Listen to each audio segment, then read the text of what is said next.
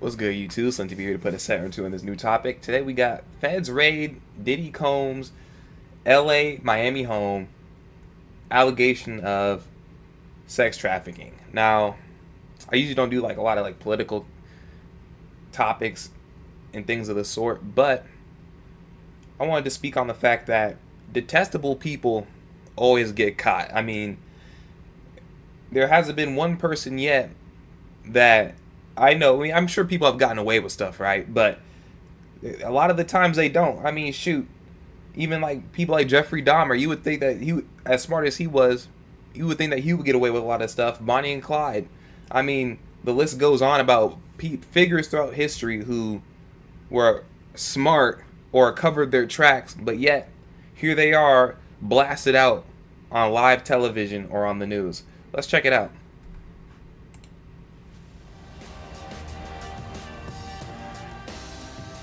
Federal agents raided two homes of rapper Sean Diddy Combs on Wednesday, saying that he is under investigation for sex trafficking. The homes were in Los Angeles and Miami.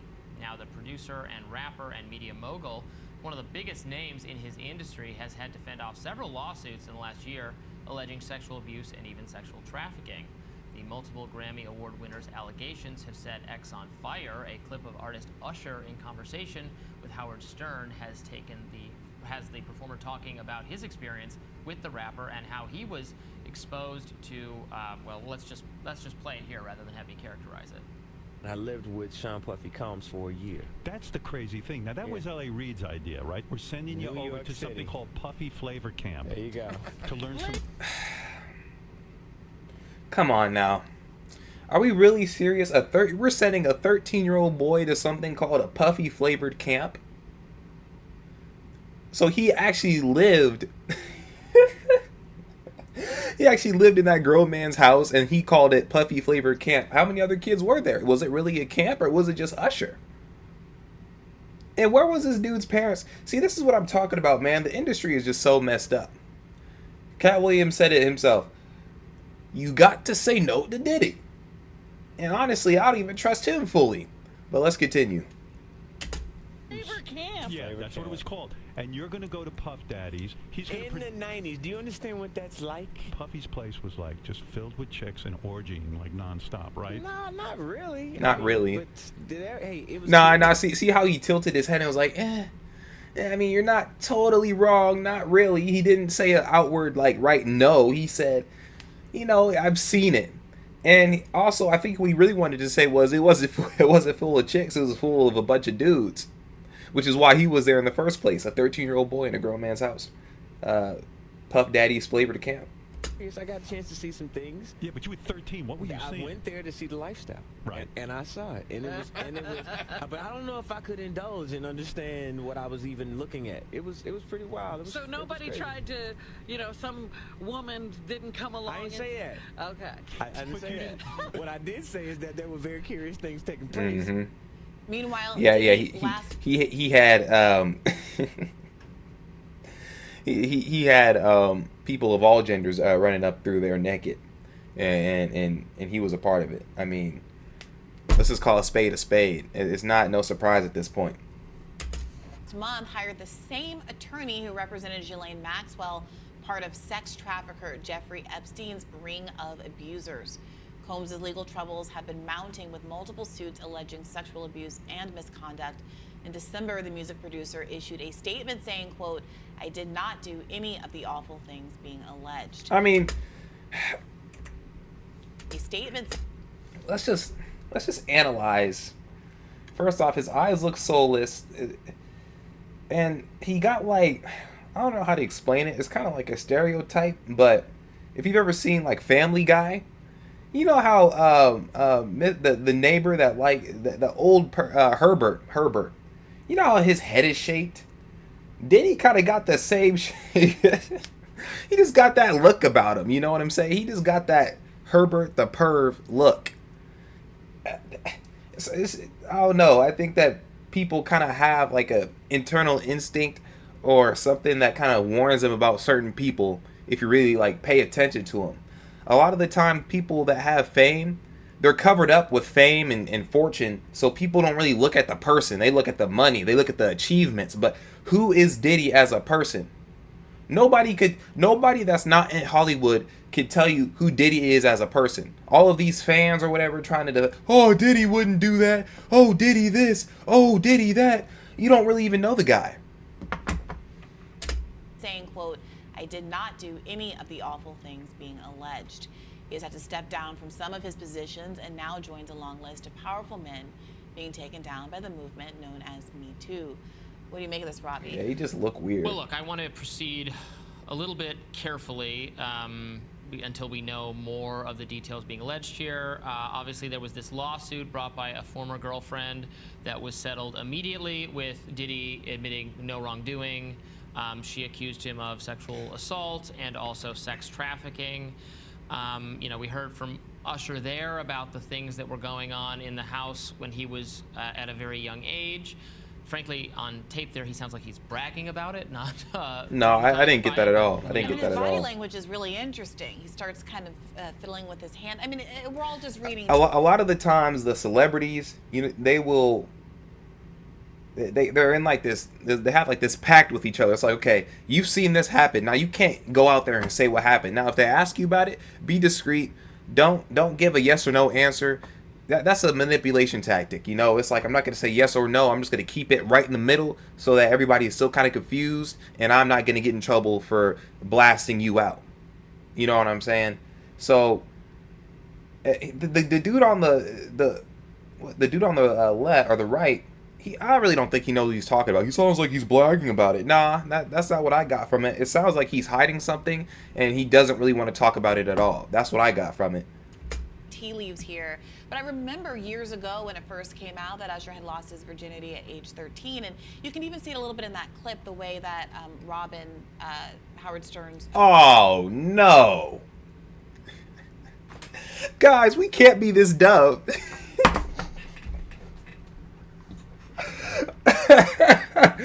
Bro. Oh, it came out that he lost his virginity at the age of 13. He went to the Diddy camp. He went to the Diddy camp at age 13, at Diddy's flavored camp at that. Now, what type of flavor was he tasting? It wasn't a cooking show. It wasn't a cooking camp. Age 13, lived with Diddy. How many other kids were there? What were they doing? And per Usher's words, he was saying, well, yeah, I saw a certain lifestyle. He said, I didn't really understand what was going on at the time.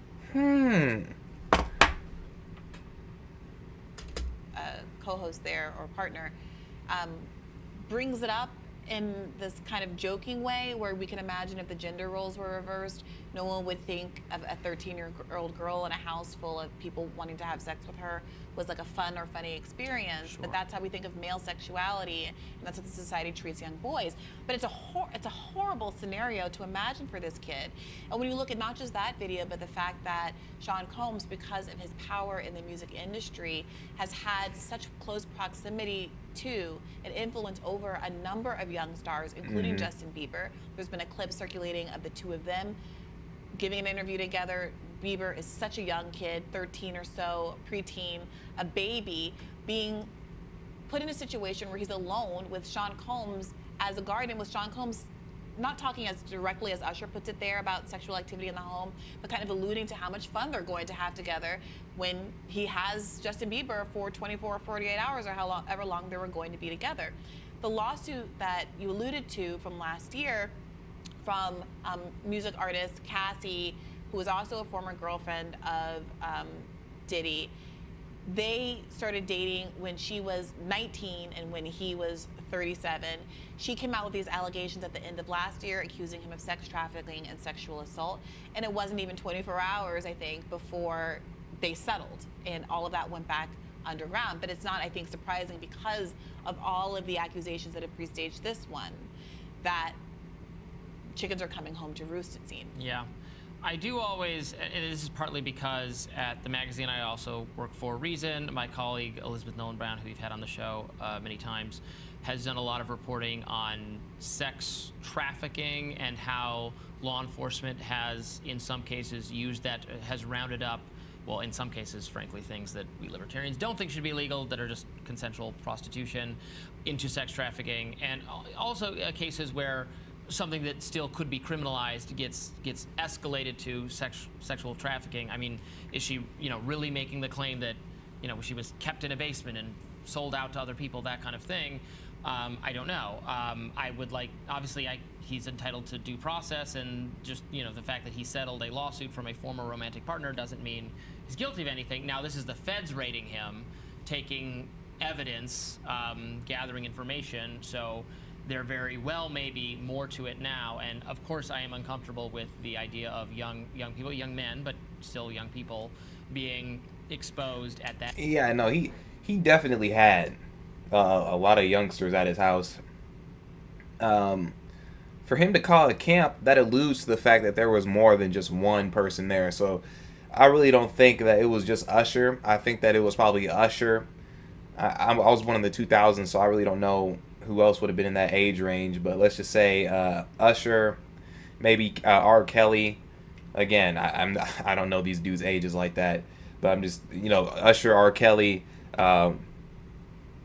maybe Kanye. I mean, depending on how the ages line up, I'm just throwing out some examples.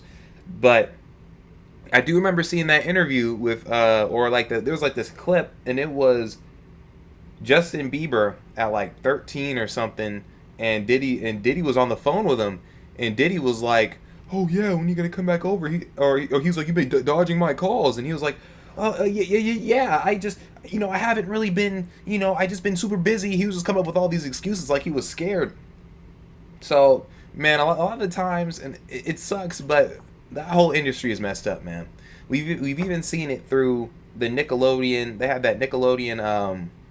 I didn't watch it, but I seen like little parts of it, like Nickelodeon Quiet as Kept or something, and Dan Snyder had a thing for feet and had those teenagers on set doing some weird stuff with their feet and getting some weird shots and sexual shots and things of that nature. Guys, if it's happening at Nickelodeon, it's happening at Disney, and it's happening at anywhere else where they have live actors that are kids. Because you got to think about it. All of those places are close to each other. You know what I'm saying? Like they have the Nickelodeon side on the Hollywood set stage, and then they have the Disney Channel side. Like they're all shooting, and all the same writers and stuff. They're all congregating together, and they're comparing stories and things of that nature. So it's happening everywhere. It's happening everywhere. They're gonna try and make it. They're gonna try and divvy it out one at a time. Like, oh yeah, Nickelodeon. Oh yeah, Disney. No, you guys are all in on it together. In fact, we deserve a documentary on how all of you guys did it together. That's just my opinion, though. They always want to try and break up the story to make it seem like it's just one person or one thing, and when in reality, everybody's in on it. It's a big game. At age to, if they were, to gratuitous sexual content. That's right. Assuming that the woman who took Usher's virginity was an adult, that's rape. That's statutory rape. He was 13 years old, and it's so difficult to... Who said it was a woman? Again, the way we think of young boys versus young girls is so radically different, and I believe inappropriately so. But it is against the law, and young boys are vulnerable. The Cassie complaint wasn't the only one from last year. In December, a Canadian woman identified only as Jane Doe said she was sex trafficked and gang raped back in 2003 when she was 17, and an 11th grader. In that lawsuit, I'm reading from ABC News, it names Combs and former Bad Boy Entertainment president Harvey Pierre, and an unidentified third defendant, and claims that Pierre and the third unnamed defendant approached the teen at a lounge in Detroit, Michigan, where Pierre allegedly told her he was best friends with Combs and proceeded to call him. The suit apparently contains photos and claims Pierre and the unnamed defendant convinced the teen to take a private jet to Combs' studio in New York City, where she alleges she was plied with drugs and alcohol and gang raped by the three defendants.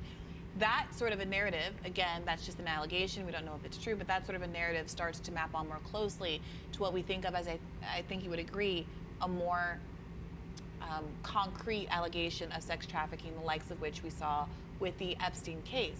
Going out and recruiting young girls, bringing them back to a house. I mean, they're friends. Diddy and Epstein are friends. They probably have tactics together. I mean, let's just be real here. Most people are not original thinkers. They don't have original ideas. But they do have urges, right? And birds of a feather flock together. So if that's the case, Diddy and Epstein were probably talking to each other like, yeah, man, how do I get these kids, or how do I make it seem like it's all innocent? How do I make it seem innocent with these kids, man? And then Epstein's on the phone like, oh yeah, man, you know, what I like to do is the old bait and switch, you know. Tell them that it's some type of camp and that you're helping the kids, but really what's going on the insides, you know, past about 10 p.m., you have certain individuals come in and you help groom the kids. Oh, Epstein, great idea, great idea. You know what? And I'm gonna give you one of my tactics as well. What I like to do is, you know, I like to involve different people that are into industry so it seems innocent, and so that I can pin out other people if I get caught. Oh, Diddy, that's great. You know what? This is gonna be a great relationship. Lock my number in, and I'm gonna get on you in the back end. I'm actually working on an island right now. It's a shame, man. It's a damn shame. With certain kinds of drugs and the like, I think starts to get a lot closer to a more traditional definition of that term. Sure. Although with the Epstein case, these were underage girls we were talking about, which I don't know if that's an element of the. I mean, we're talking 17-year-olds, which can be underage depending on what state you're in, frankly, or if you now transporting them over state lines, it gets into a national law is different from the state laws, so could very well be something criminal in there. But it's a interesting situation that obviously we need to learn more about. You know, Diddy being someone, you know, if you grew up in the 90s, was a very pivotal figure in the music from that era, and as we're talking about, did contribute to the careers of even more also very famous to this day musical people from that era and the subsequent era, like Usher, like Justin Bieber, and others. So yes, and that power, I think, has to be a dynamic here. I mean, when we're talking about the Weinstein case, the you know, prototypical Me Too case, part of why it was able to remain an open secret for so long in Hollywood was because he was such a powerful person in that industry, and what he thought of you and what your reputation was could sink or swim careers. And I do wonder what... Yeah, see, a lot of talented people, they tried to get in, and then once they realized what was going on, they got out as soon as possible. That's why, like, if you look at American Idol, a lot of those singers and stuff that win, you never see them again because some of them aren't willing to sign that contract. Now, there are some who actually did sign the contract and they made it up, and, you know, they did what they did, but for the most part, you don't see those people again because they weren't willing to sign the contract to do what it took. So when they say Diddy helped people get to a certain point, he really didn't. All he did was, he was like, okay, well, if you want to be famous, you got to do this. And then they were like, oh, okay, all right, I guess I'll do it. They did it. And then from there, he just boosted him up. He was like, he made a call to the uppers and was like, yeah, he's good. He's good. He's straight. Just got done doing what I was doing. Move him through. And that's it. Because a lot of these people aren't even talented. They're really not. A lot of these people have ghostwriters, and a lot of them have, you know, auto-tune to make them sound good. It's really rare to find real, raw talent these days in terms of music and stuff. I prefer, like, jazz and stuff, if I'm being honest. I prefer, like, an actual... I prefer to hear the sounds of the music, and then if somebody wants to come on and rap on top of that, man, they gotta be real cold with harmonizing with the instruments. That's what makes a good musician to me, but not to even mention, you know, the lyricism. But let's continue. What extent these kind of rumors about P. Diddy haven't gone more explosive or had resulted in accountability? Maybe they're not true, but also what role did not wanting to be on the outs of someone who is such a mogul in this arena play here? Cassie coming out with these accusations. Pressure to seem cool to this guy. Right, and not just seem cool, but not get blacklisted because you've accused him of something that he could be sent to jail for. I mean, Cassie coming out now, you know, she's an adult. Her career is, you know, over. She was kind of a teen star back when I was in college. I think we're about age contemporaries approximately. It is, you know, I do wonder how much the pressures of no longer needing those, the kind of career validation going away might have enabled her to come forward when she did. And again, that case was settled, but there was no legal judgment about what happening there. One other thing that is worth mentioning is that there was a super viral Cat Williams interview with Shannon Sharpe. It's got to be a couple of months ago now, and it was long. He was spilling the tea on a lot of different celebrities and feuds. Cat Williams was comedian. Talking about a lot of different black celebrities in particular, and people have revisited that. He's just like, oh, who's Cat Williams? Who was Cat Williams? Who's that? Interview for some hints about what may or may not be coming, and now Cat Williams was right is trending in certain corners of the internet. That's the thing about celebrities like this. There's so much commentary. People do so many podcasts. People do so many interviews. P. Diddy has had such a long career. I'm struggling to remember which name I'm supposed to be calling him because we've gone through the I think it's just Diddy, now, P. right? Diddy, Sean Puffy Combs. I'm a woman of a certain generation. It can't be helped. I'll try not to. I think he's just Diddy. I think he's just Diddy. Okay. Diddy Kong. But there is a lot more that I suspect is going to come out in the near future, and we'll be here to cover it. Wasn't it the case that right before all the Bill Cosby stuff came out, there were just comedians? It was like Weinstein. There were comedians who would joke about it before it hit. So like people knew it was this underground kind of like, or it was industry secret. It was within people connected in the industry. And here's what he said, by the way, in that interview. He said, Cat Williams did, I got to protect my integrity because if P. Diddy be wanting a party and you got to tell him no, ... The implication being that apparently it's a no-no at very least that he has some wild things going down at his parties. Yeah, man, but that's that. I think the main point I really wanted to touch on in this video is that evil has to work in packs. I want you guys to understand that. Evil has got to work in packs because they're too weak to do it on their own. Because subconsciously, they know what they're doing is wrong, so the more people that they have involved, the better they feel about it.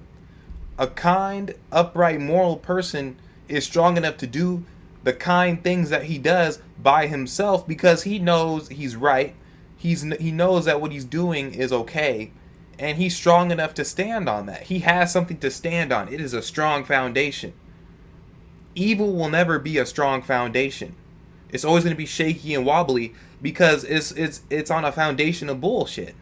Excuse my language, but it's just the truth. Anytime you do something evil, you know it's bullshit. You know it is. So it's important to keep your morals about you. Stay away from people who would want to do evil to anybody that goes against your morals. Stand on your morals and principles and be who you're going to be. But yeah, guys, that's it for this video. Like, subscribe, share, and comment. Love you guys. Peace. Thanks for watching. Check out my YouTube or my Instagram for more content. Peace.